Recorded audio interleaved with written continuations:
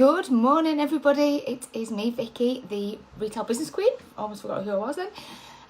Popping in live this morning to give you some ideas on tasks and little jobs that you can do if you are quiet in terms of sales, which I would hope that you're not, but every one of us has little quiet periods in our business. We have some downtime time where we don't have as many customers coming into our shop. We are not crazy busy on our website. So January is perfect for using the time to be super productive, get ahead of yourself and get a lot of the stuff done off your to-do list that you've been meaning to do for a while. So what kind of things are perfect for doing when you are a little bit quiet? Well, number one would be join in the craze at the moment, which is doing a bit of decluttering. As you've seen on my Facebook page, I have been watching the Marie Kondo is her name, series and doing some decluttering at home. I'm also going to do some decluttering in my she shed as well. Get rid of some stuff that I've been keeping for just in case, and actually there's no need for it at all. So I'll be getting rid of a load of stuff there. And by doing that, it will clear up some space on your desk, in your cupboards, whatever.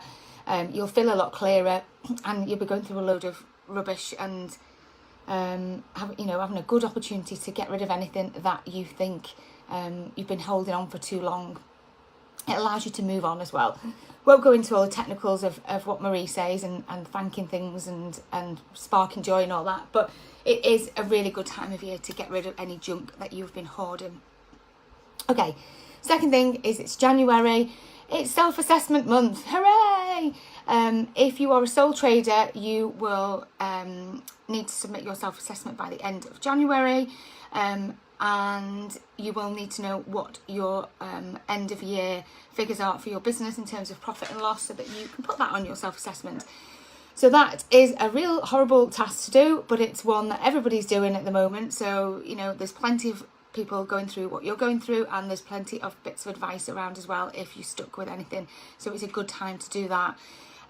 If you are super organised and are already up to date, why not catch up with your accounts and with your receipts?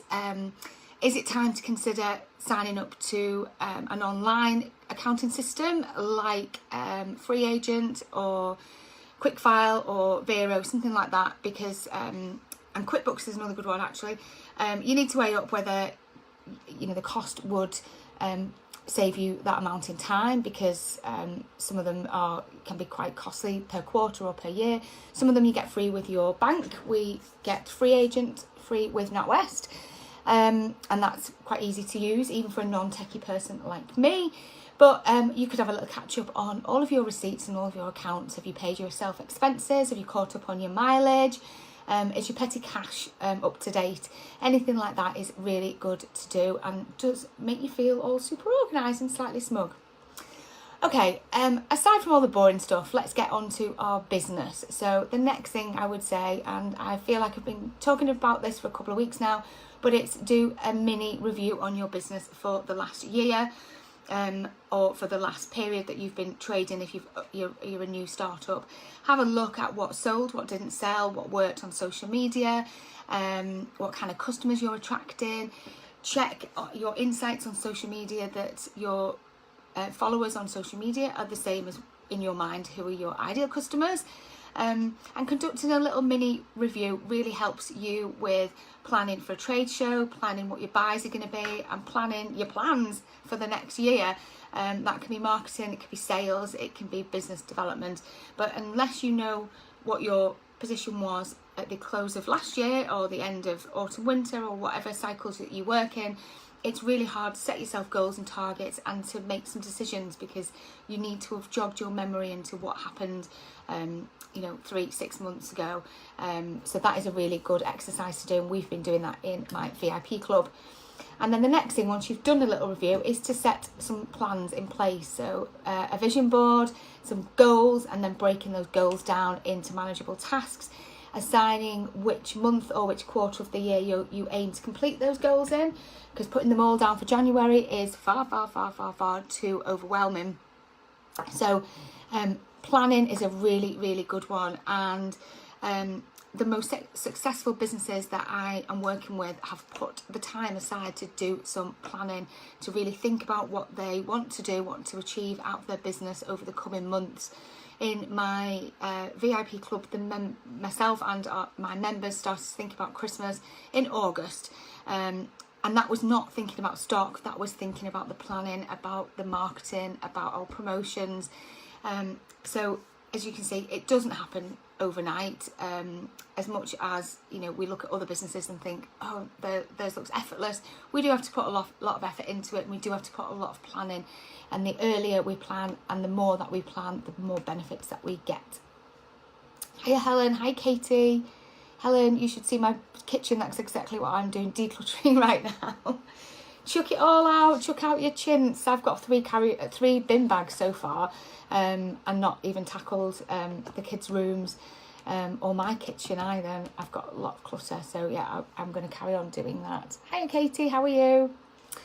Okay, so those are the 3 big things that you can do while you are quiet in the shop or quiet in your office. The other thing that you can do is a bit of housekeeping, and I'm not talking about decluttering Helen's kitchen. I'm talking about housekeeping and getting your social media profiles up to date, doing a little review on your website. Is your LinkedIn profile up to date if you use LinkedIn? And a bit of SEO as well. It could have been a while since you updated your profile picture on your Facebook business page.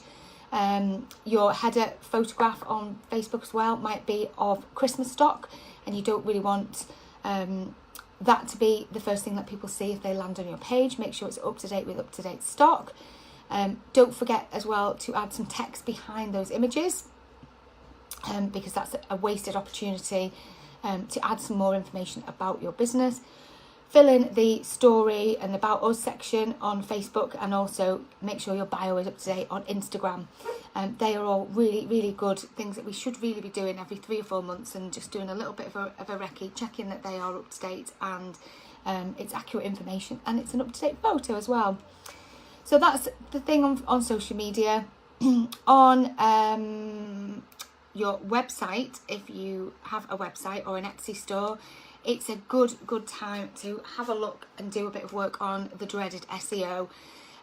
So what I mean by that is checking that your descriptions are up to date, that your product titles are containing keywords, that you've got alt tags behind your images, that all your images are the same size or square, that they are clear and uncluttered, and that any links that you've got on your page all work. So what I do advise to clients is to go onto your website as a customer. Don't go in through the back door. Don't go in through your Shopify login or your WordPress login or your Wix login. Go on, Google your own website and go in as a customer. Sometimes your settings on your laptop might default you to going in via your login, but move away from that and go in as a customer, just putting in your domain name. So go in and have a look. Ask yourself, do I know what this business is selling? Do I know what this is all about? Is it easy to navigate? Are the images nice and clear? Is it uncluttered? Are the descriptions good? Asking yourself things like that and putting yourself in the shoes of your customer really, really can help, and definitely is an exercise, again, that you really need to do every few months. So that's it really with housekeeping. And then the last thing, if you've still got any time left, is to have a look and put yourself a plan together for the next few months, the next 3 months ideally, for quarter one. Quarter one takes us through to the end of March. It's not, it doesn't cover Easter because Easter is later this year, but by looking ahead to the end of March, you can see when you need to start thinking about Easter, when you need to think about bringing in your summer stock. If you're going to do a summer sale, if you're doing anything for May Day, Whit holidays, anything like that. So looking ahead at January, February, March, incorporating Valentine's, Mother's Day, have we got anything else? World Book Day is another one. Looking at those helps you to put together what it is that you are going to promote and what you are going to talk about on social media and in your marketing, your newsletters and so on. So that is a good exercise to do as well. Get yourself a solid plan for at least this quarter and see how much more effective you run your business and how much of an increase in productivity and sales that you get by being super organised. So that is it from me for today. Hopefully you haven't got an awful lot of downtime. You are busy serving customers and posting your products on your website and visiting trade shows. That's another one. I did a little live about trade shows yesterday over in the Retail Biz Club.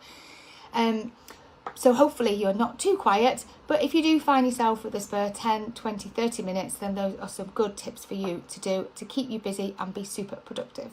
So have a very, very good day, and I will speak to you all soon. Bye for now.